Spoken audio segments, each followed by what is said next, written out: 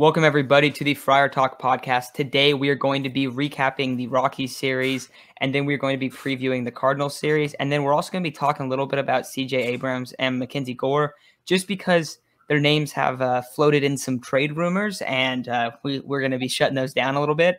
So we're going to start off with the Rockies series, and I'll start with you, Isaac. What were just your overall thoughts on this Padres team during that series? They win the series 2-1, very close to having a sweep. However, they don't have their full group of guys because of COVID breakout. So what was just kind of your overall thoughts on the series? I mean, yeah, considering everything that happened regarding COVID, losing Tatis, Profar, Hosmer, Myers, Mateo, losing all those guys, it was definitely a win to just get out of there with a series win, winning 2-1, and we were one base hit, one inning away from winning that, from going for the sweep, but Nick Ramirez came in and blew it. And that's not a big deal, though. We didn't really have a lot of arms, and that was a long day. A lot of baseball played that day, so we had to go through a lot of bullpen arms. Blake Snell only goes, 3 or 4 innings, and so he put us in a jam, kind of. Luckily, it was only a 7-inning game. But I think the best part about this was that we came out with a win, and the most concerning part has to be Blake Snell, and we need to see a lot more from Blake Snell. We need to see him go, at least 5. But 6 is ideal, and he's been pushing himself to go 6. So hopefully this is just a slow start for him, and we start seeing him pick it up soon. Yeah, I agree with Isaac. Coming out of there with the series win is huge, considering we're missing 5 of our main guys. Even then, some of the guys that got called up, they did their job. Kim played pretty well. Won't say anything about Pham and that fly ball in left field, but, we need Profar back. Other guys did great. We could have won the 3rd game, but bullpen kind of failed at the end, and there was probably, why is Grisham running there? You have Machado up, you have your $300 million man up, and you have Grisham steal 3rd when Machado can just hit him in when he's on 2nd. So, probably an error away, a mental error away from winning that game. So can't be too mad with the outcome. We have a lot of our guys out, so having a series win there and hoping the same for the Cardinals, but you never know. Can't believe that neither of you guys mentioned Victor Caratini. Grand slam, pinch hit single. Victor was definitely feeling it in the doubleheader on Wednesday. Big hits. I saw someone recently, I think it was Ryan's Twitter account, basically had him for this series, since the Padres team's so depleted. He said, put Caratini at cleanup. I want to see it. So Caratini's definitely been an RBI machine. Obviously the huge grand slam, that was really good to see, because I don't know if you guys, I don't know if we've talked about it on air, but one of the things we were talking about a while back was the Padres cannot hit with the bases loaded. The worst team in terms of OPS, in terms of just RBIs, a lot of different stats, the very worst team. And a lot of it's everyone comes up trying to hit that long ball. I think having the first one out of the way hopefully kind of frees up that kind of I don't know what you'd call it. I guess just kind of really trying to hit the ball out. And I think that we're going to see maybe some less of that, guys trying to gap the ball opposed to just hitting it out of the park every time the bases are loaded. I mean, we saw that with Tatis a couple times. We've seen that with Manny, where they're just coming up there and they are trying to hit the ball as far as they possibly can. But Victor Caratini with the first grand slam this year for the Padres, so that was obviously awesome. You brought up ha-seong Kim. Of course, he's going to be fielding really well. He's been a fantastic fielder. He actually got charged with an error, which was really interesting because you start talking about how many guys are out for the Padres. Austin Nola's in there at second base, and he drops the ball, and they charge an error to ha-seong Kim. But overall, fantastic defense from him.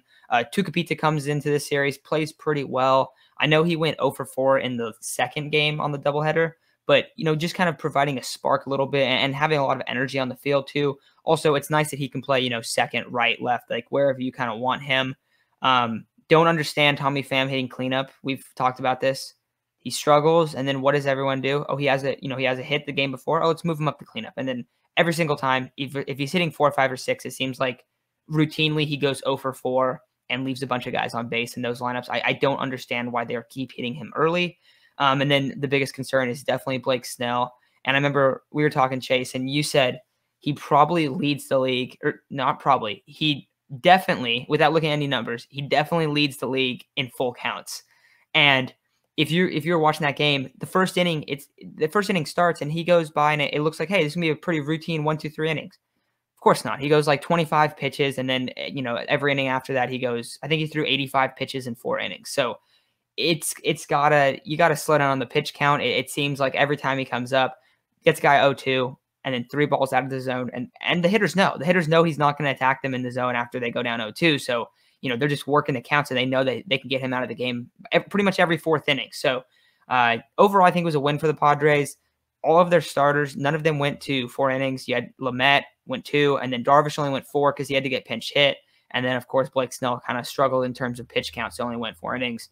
If you win a series where none of your starters gives you 5 innings, that's a good sign in my opinion. So that's kind of where I'm at. But what do you think this lineup's got to do now, like moving forward a little bit, just with all these injuries? I know we're recapping it, but like based on what you guys saw in this Rockies series. I mean, just keep hitting the ball. Keep putting the ball in play. You saw they finally started doing some. I think they did a couple bunts. I don't really remember I'm not exactly too sure. I was trying to do homework and everything in between. But Grisham. Yeah, Grisham. Oh yes, Grisham had a really good bunt. So they're starting to try moving runners over. I think this is a series that, other than that last game, they really started to show that they're starting to get runners in. And I mean, that Victor Caratini grand slam was huge. So get runners, get them on, get them in. Get them on, get them over, get them in. So that's got to be the whole thing for the Padres, especially coming into this series. The Cardinals are playing some really good baseball right now. I think they have the 2nd best record in the NL. And so that's going to be the thing, just get them on, get them over, get them in. Yeah, you got to capitalize on the little things. Like as I was saying, like the Grisham bunt, fantastic. We can do a little bit more small ball than, trying to hit home runs because our main guys are out. And when guys get on base, you got to hit them in. You can't let all these runners get left on base like we have been throughout the whole season. You got to bring them in, especially with the roster that we have now. We don't have the firepower that we used to. So anytime a guy can get in scoring position, you got to capitalize on it and let it ease up on the pitchers. Yeah, so anything else you guys want to add? There's not a ton from this series just because we had a lot of guys out. Machado obviously had the big game on Tuesday. Doubleheader didn't do that great, but I think we need to see him kind of start providing some pop too, and hopefully he does, especially with Tatis and Hosmer and everyone out, and Myers as well. But anything else you guys want to add to this recap?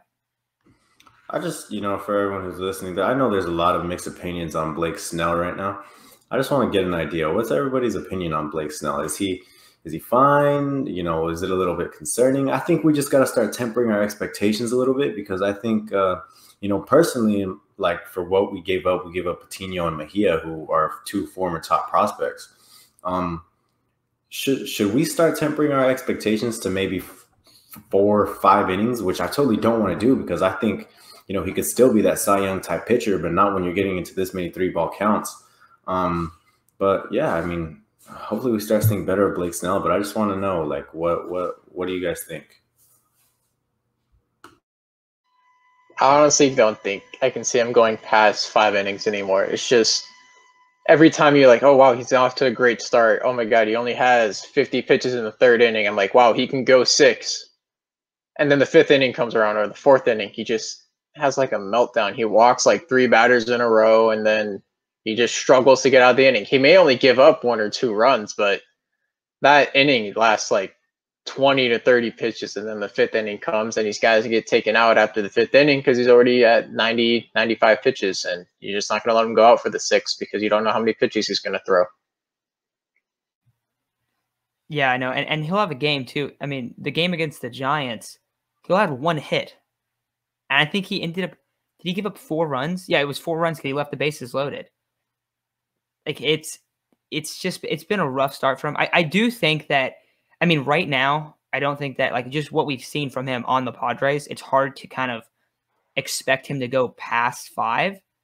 I think that that's the guy he wants to be. He wants to be a guy that can go 6, 7 innings deep. I don't know if that's going to happen because we really haven't had a reason to believe that that's going to be the case. But yeah, definitely comment what you feel about Blake Snell because I want to hear what like everyone's opinion is because I know there's a couple people that are like, hey, like, don't think Snell's a guy. And then there's also other people like, hey, like, don't worry about it. Like, he'll bounce back. He'll be all right. And that's kind of how our mentality was early on. I think we're getting a little bit a little more concerned now. But I think that'll do it for today's recap. Unless anything else you guys want to add real quick. All right, sweet. All right, well, that's going to do it for today's recap. So that'll be it. If this is your first time checking out, make sure to press subscribe. And we are going to have a preview episode probably out in like an hour or two of the Cardinals.